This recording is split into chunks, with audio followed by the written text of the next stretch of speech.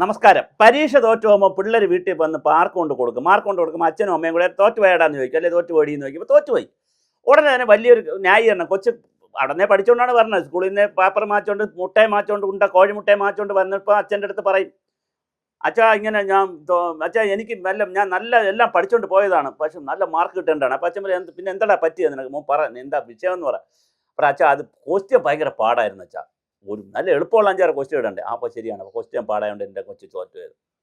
ഉടനെ അമ്മയുടെ അടുത്ത് വെച്ച് അമ്മ എന്താ സംഭവിച്ചു? അത് ടീച്ചർ എനിക്ക് ഒരു മാർക്കും തന്നിട്ടില്ല. അവർ പണ്ടേ പ്രശ്നമാണ്. ആ ടീച്ചർ എനിക്ക് 5 മാർക്ക് പോലും തരത്തില്ല.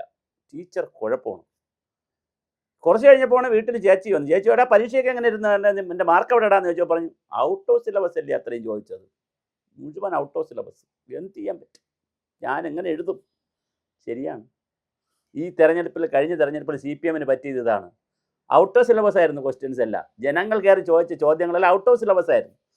ഇവരെ സിലബസിൽ കാരണഭൂതൻ, പിന്നെ അതുപോലെ ഞങ്ങളല്ലാതെ മറ്റാരുണ്ട്, പിന്നെ അതുപോലെ തന്നെ കടക്കട പുറത്ത്, ഈക്ര വടക്ക്, ഇങ്ങനെ വീട്ടിൽ പോയി ചോദിച്ചിട, ഇങ്ങനെ കുറച്ച് സിലബസാണ് ഇവരേലുണ്ടായിരുന്നത്. പക്ഷേ ഔട്ട് ഓഫ് സിലബസിലുള്ള കാര്യങ്ങൾ ആളുകൾ നോക്കി അവർ പരീക്ഷ എഴുതി, അവർ VD സതീശനെ പരീക്ഷയ്ക്ക് പാസ്സാക്കി അവരയച്ചു. ഇവിടെ കിളി പോയി, സകലതും തെറ്റിക്കിടക്കുകയാണ്.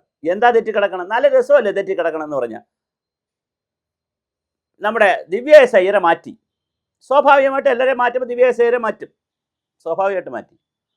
ഉടൻ തന്നെ മാറ്റിയത് ശരിയായില്ല, അത് അദാനിക്ക് വേണ്ടിയാണ് മാറ്റിയത് എന്ന് പറഞ്ഞുകൊണ്ട് ആദ്യം പ്രതിപക്ഷ നേതാവ് വരുന്നു, പിന്നെ KK രാഗേഷ് വരുന്നു, ഒരുപാട് പേര് വരുന്നു. ഇന്നിപ്പോൾ ശൈലജ ടീച്ചർ പറഞ്ഞിരിക്കുന്നു അതങ്ങനെ മാറ്റിക്കൂടെ, ഗവൺമെൻറ്റിന് ഇഷ്ടമുള്ളവരെ വെച്ചുകൂടെ.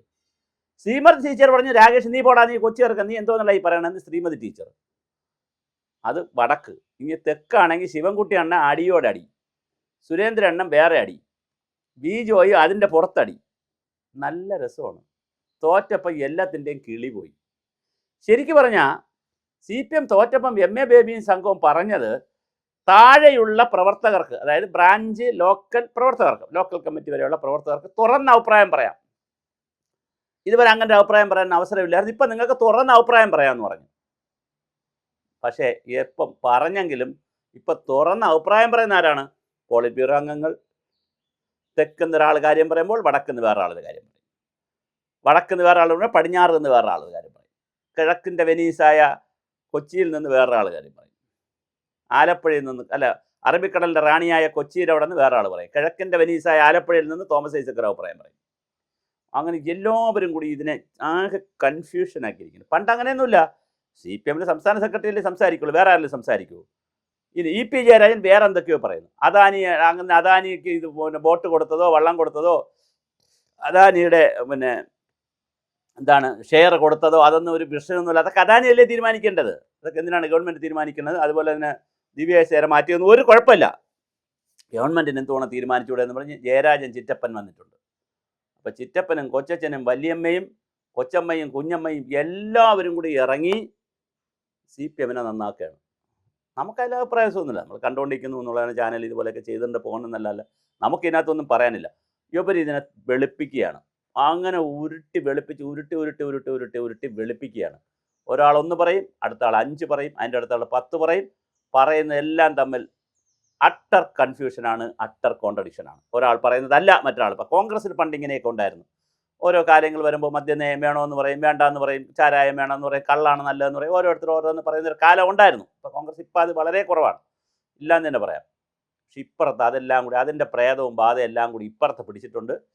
ഇവിടെ എന്താണ് പറയേണ്ടതെന്നറിയില്ല. രാവിലെ ഓരോരുത്തരും ഓരോ സാധനം അടിക്കും. ദേശാമനിൽ ലേഖനം ഒരാൾ എഴുതും, പിണറായി വിജയൻ ലേഖനത്തെ തള്ളിപ്പറയും.